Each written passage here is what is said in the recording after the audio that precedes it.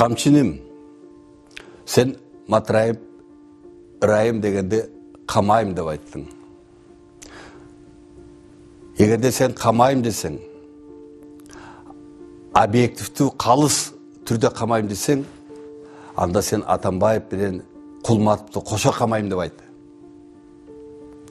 Мен Матраевқа болышқан жоқпын, менің позициямды білесің. Атамбаев менен менин 2010 жылғы телефондағы сүйлөшүүмдү абдан сен оққансың, өзің айтқансың. Ошондуктан бул коррупциялык система, бул эл аралык масштабтагы коррупция. А Матраев анын болгон бир солдаты.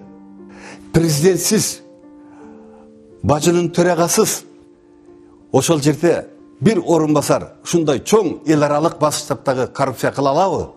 Кыла албайт. Аны сен жакшы билесиң.